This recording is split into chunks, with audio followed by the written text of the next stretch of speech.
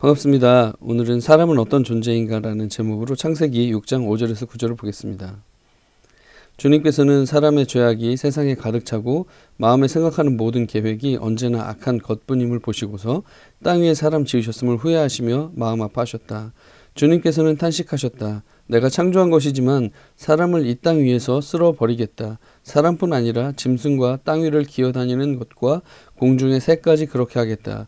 그것들을 만든 것이 후회되는구나. 그러나 노아만은 주님께 은혜를 입었다. 노아의 역사는 이러하다. 노아는 그 당대에 의롭고 흠이 없는 사람이었다. 노아는 하나님과 동행하는 사람이었다. 아멘. 예, 본문의 흐름을 먼저 보도록 하겠습니다. 우리가 창세기 1장부터 다시 읽기 시작을 했는데 3장까지 오면 사람의 타락이 시작이 됩니다. 선악과를 먹고 저주를 받는 장면이 나오고 가인과 아벨이 나오고 이제 가인이 살인사건을 벌이고 그 이후에 좀 더 시간이 가면 람에게 살인사건이 나옵니다. 그리고 아담이 자손을 낳습니다. 누가 누구를 낳고 누구를 낳고 그리고 어떻게 하다 죽었더라 이런 이야기가 5장에 계속되고 드디어 6장에 인류의 악행이 이제 극심해졌다는 것을 이야기하고 7장에 와서는 홍수 심판의 이야기로 넘어가게 됩니다. 그래서 창세기 앞부분의 창조 기사를 지난 이후에는 이렇게 사람들의 이야기가 반복되고 있는 가운데서 오늘 우리는 사람은 어떤 존재인가를 한번 살펴보려고 하는 것입니다. 우선 첫째로는 사람은 악, 죄를 강화시킬 수 있는 존재입니다.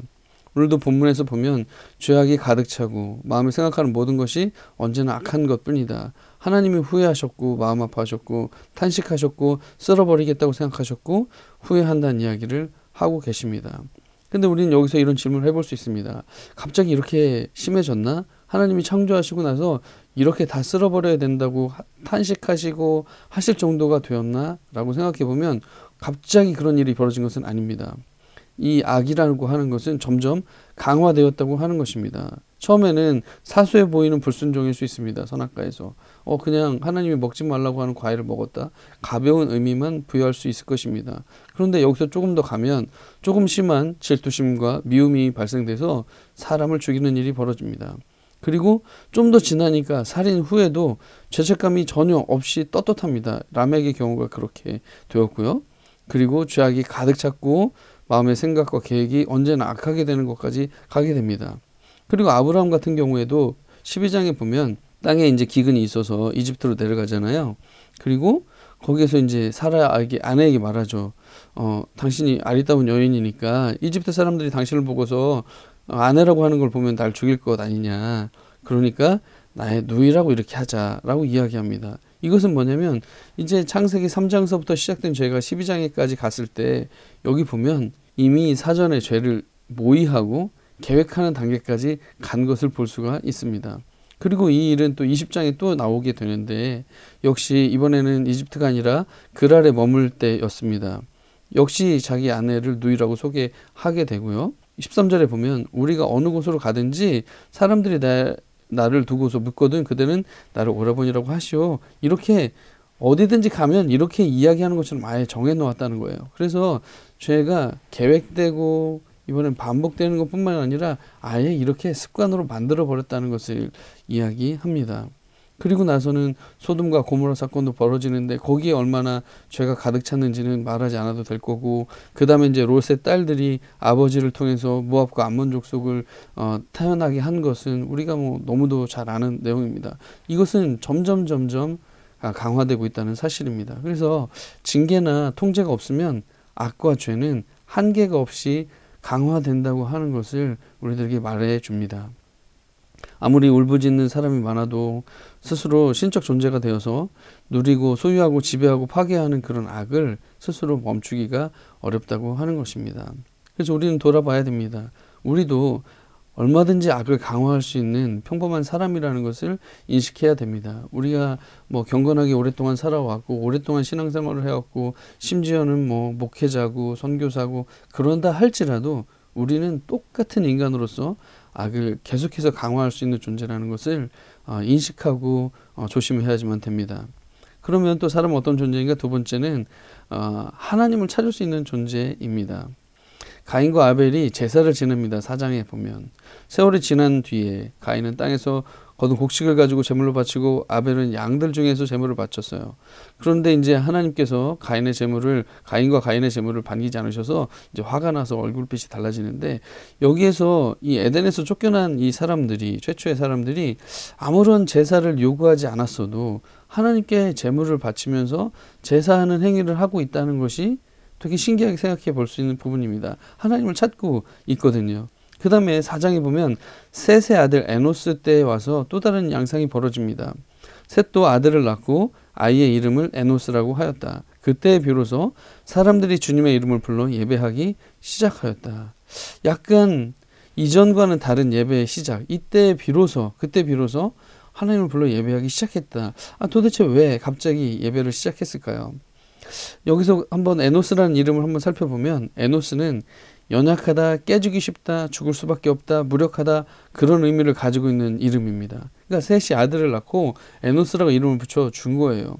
도대체 왜 이렇게, 우리가 구약 보면 왜 이런 이름을 붙여주나 싶을 때가 많은데, 에노스가 굉장히 유약하게 태어났을 가능성, 그 당시에는 뭐 태어나자마자 어떤 건강에 어려움이 있을 수도 있었을 테니까 굉장히 약하게 태어났을 가능성도 있고, 아니면 사람들이 스스로 셋이 깨달으면서 죄와 악에 대항하기 어려운 존재라는 자기인식을 했던 것 아닐까? 아니면 죽음을 피할 수 없는 무기력한 존재라는 자기인식, 이런 것들을 깨닫게 된 것 아닐까?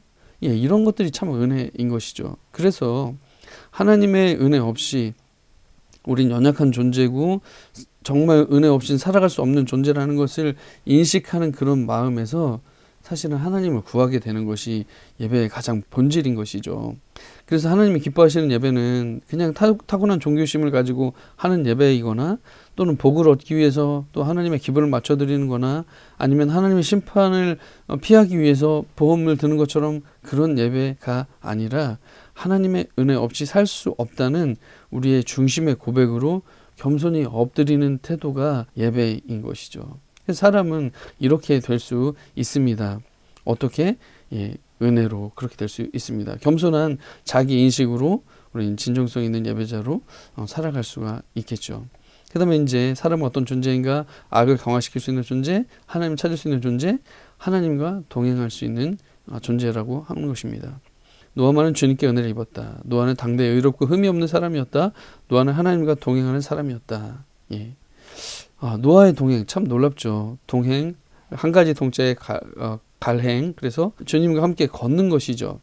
여기 보면 같이 걷는 존재에 대한 이해와 바른 관계가 정립되어야지 같이 걸어갈 수가 있습니다. 이 사람과 내가 이 존재가 어떤 존재인지를 잘 알고 관계가 올바로 세워져야지 동행이 가능합니다. 의롭다고 하는 것은 우리가 신약에서도 칭의, 의롭게 되었다, 이런 표현들이 많이 나오는데, 의라는 표현은 원래 굉장히 신학적인 용어인데 올바른 관계 위에 서 있다, 그런 뜻이거든요. 그래서 노아는 하나님 앞에 아주 온전한 관계, 하나님이 어떤 존재인지 잘 알고 그분을 인정해 드리는 관계 위에 서 있었다는 것이고, 흠이 없다는 것은 이런 관계를 해치는 흠, 즉 내가 내 인생이 하나님이고 내가 하나님처럼 될 수 있고, 이런 관계를 해치는 흠이 정말 진정한 흠이라고 할 수가 있겠죠. 그리고 노아는 하나님이 명하신 대로 다 하였다, 꼭 그대로 하였다. 정말 하나님이 어떤 존재인지를 알 때 거기에 깊은 순종이 나오게 되는 것이죠. 이렇게 해서 동행이 이루어졌습니다. 올바른 관계는 하나님과 내가, 인간이 정말 내가 하나님, 내 인생의 주인이고 내가 내 마음대로 할 수 있고, 그것이 죄의 본질이잖아요. 거기에서 하나님이 정말 내 통치자십니다. 다스리십니다. 주인이십니다. 나는 하나님의 피조물에 불과합니다. 나를 다스려 주시옵소서. 이게 올바른 관계 속에 있는 것이죠. 이럴 때 진정으로 동행할 수가 있게 되겠죠. 에녹도 동행을 했다고 합니다. 에녹은 300년 동안 하나님과 동행하면서 아들, 딸들을 낳았다. 되게 신기한 말씀이에요. 하나님과 동행하면서 우리는 뭔가 어떤 하나님께 무슨 영광을 돌렸다든지 하나님과 동행하면서 무슨 역사를 이루었다든지 그런 게 아니라 아들, 딸들을 낳았다는 거예요. 하나님과 동행하다 사라졌다. 아주 이게 일상적인 일 가운데 동행했다는 것을 우리들에게 알려줍니다. 그래서 매일매일 신앙생활은 하나님과의 사실은 동행입니다. 우리는 정확한 교리 또는 말씀에 대한 지식과 이해를 잘 가지고 있으면 동행한다고 생각할 수도 있습니다. 또는 정기적인 예배 참석, 믿는 사람들과의 교제, 공동체를 이루고 있으면 그냥 자연히 동행한다고 할 수가 있습니다. 그런데 살아계신 하나님과 어떻게 매일의 삶을 함께 걸어가고 있느냐의 문제가 동행의 문제라고 하는 것입니다. 그래서 우리는 꾸준히 살아계신 존재, 우리가 살아있는 사람들과 교류하면서 대화도 하고 의견도 나누면서 함께 살아가는 것처럼 하나님과 그렇게 매일매일 말씀을 읽으면서 정말 하나님 뜻이 무엇인가, 기도하면서 하나님이 정말 우리의 소리를 듣고 계실 텐데 어떻게 소통할 것인가, 이것이 동행이라고 할 수가 있겠습니다. 그래서 하나님은 굉장히 권위 있으시지만 친밀하게 우리랑 동행하시는 분입니다. 순종도 해드려야 되겠고 친밀하게 교제도 할 수 있는 그런 관계라는 것이죠. 하나님과 구체적인 동행은 성경을 통해서 말씀하시는 하나님과 교제할 수 있습니다.